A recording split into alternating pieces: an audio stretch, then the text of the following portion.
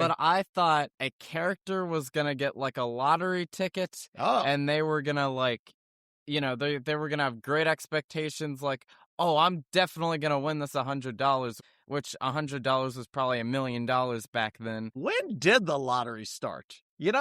Did they have that in the 50s? Like, you probably never saw this when I was a kid. They might even still have it now. They had like a daily drawing where like they had this host and they would have like a person that would spin the balls, right? These like ping pong balls. And then they would open the thing and like a number would come out. It would be like a daily 3 or something. Is it like the NBA draft? Yeah. Although, except this time you could actually see it where the NBA draft, as far as I know, did they show it at least this last year? Maybe at one point they saw it. I know what the NHL draft they did. Yeah.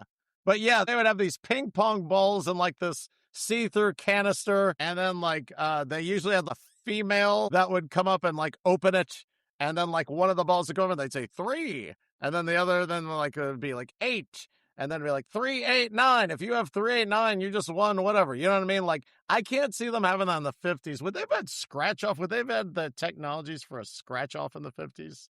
I bet you they didn't. Yeah, what would the lottery be in the... We gotta definitely Google and see when the lottery started. You were talking about the ping pong balls and the glass. Yeah. Was it rigged like the NBA draft? It could have been. That could be an episode, too.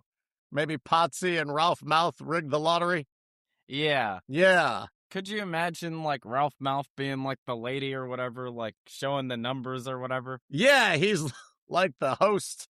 Well, Potsie would be the host. He'd, like, croon for a little bit, and then he'd go, and now let's do a draw. He'd sing all shook up.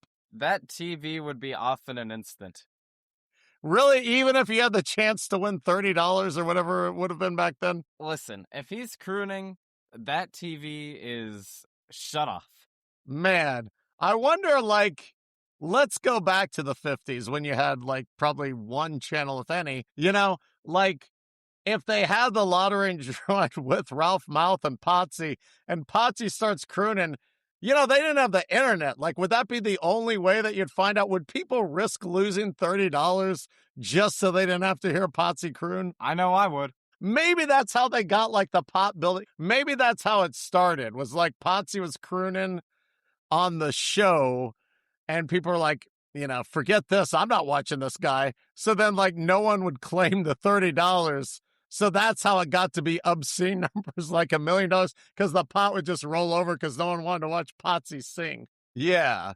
I'd say that's how it got in the millions.